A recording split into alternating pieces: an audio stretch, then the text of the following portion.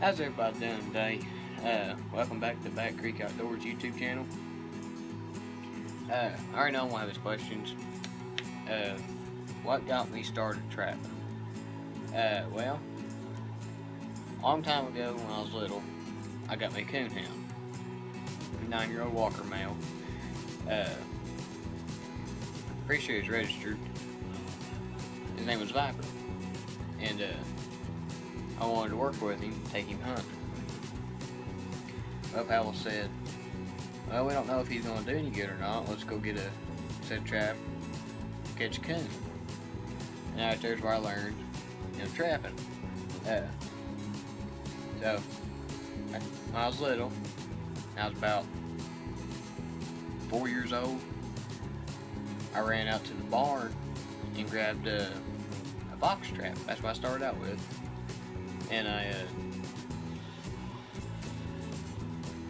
set it in by our pool, because behind our pool was a big, wooded area, and there was a pond on the other side of the pool, big old thicket in between. So I got mackerel, that salmon you could buy from the store, and I set it in a trap. Well, when I did that, the next day I came out. A big old, I think it was a sow coon, pretty sure. She would easily stretch about 3 eggs, let me tell you. She was a big one. And, we turned the coon loose, bring my Viper over to where the coon we let it out at, and we turned the dog loose after about 5-10 minutes. Well, from there on, that's all I want to do is set traps. I started at a very young age, still learning. Not everybody's a real expert at setting traps, or some people claim, some people believe, but you're never too old to learn, something new about a certain trait.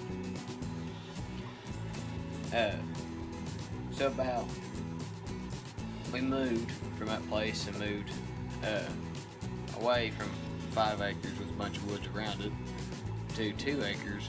It's just flat and only has about 3 or 4 trees on it.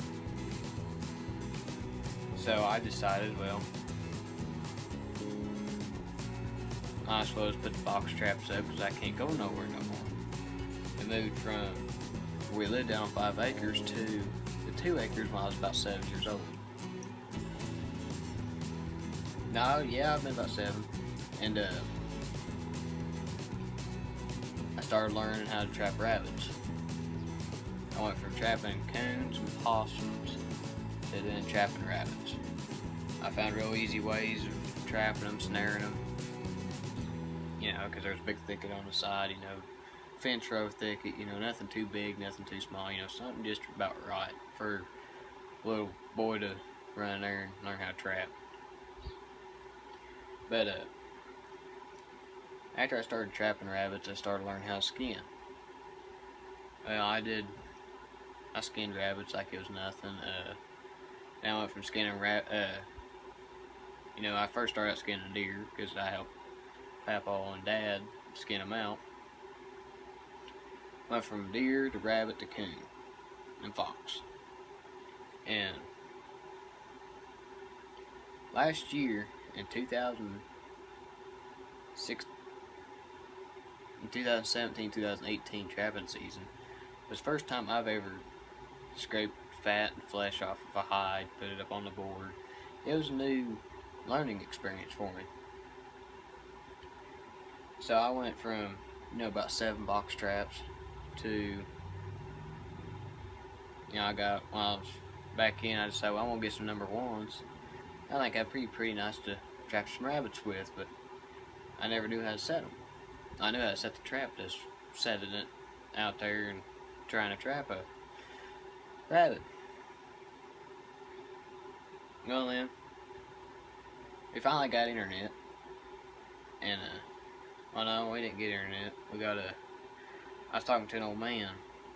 He taught me a couple of tricks. for trapping, and he decided he's going to show me how to trap coyotes. Well, I seen how big the trap he's using. I think he was using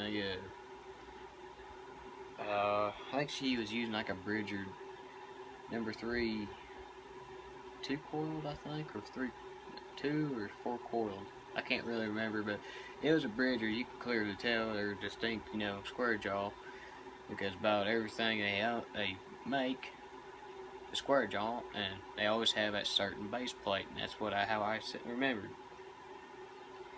I started seeing how big the trap was. When I was back in, I thought when you caught your hand caught in a trap, it hurt you. But when he bed that trap and set up a dirt hole, he stuck his hand right down in it.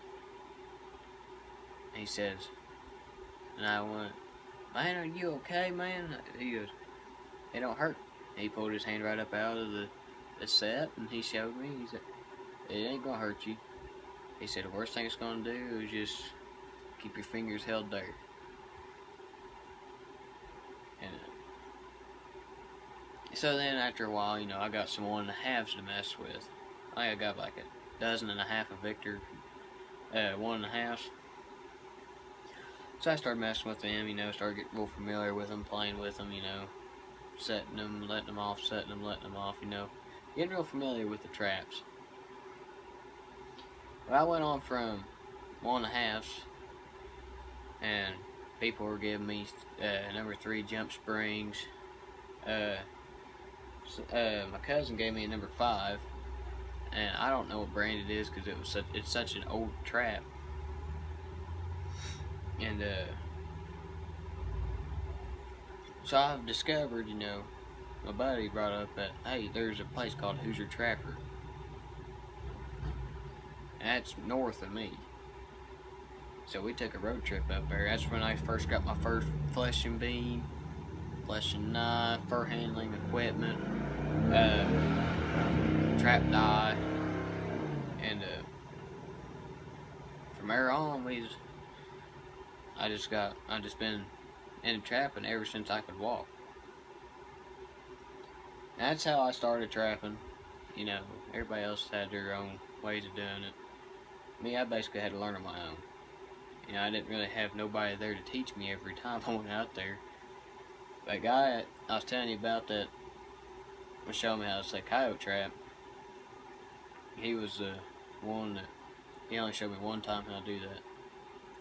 And he showed me this little trick I can faintly remember. But, anyway, that's how I started trapping. You can leave a comment if you want, how you began trapping or hunting. I will make a video on how I started hunting for too long. Hope y'all enjoyed that story. It's been a long time since I never really brought up how I became a trapper. I never have. In my whole life, I never, started from nothing and ended up with what I got today. I thought that was pretty neat. Thank y'all for watching. Comment how you began trapping. Okay. I want to do a 3-part series.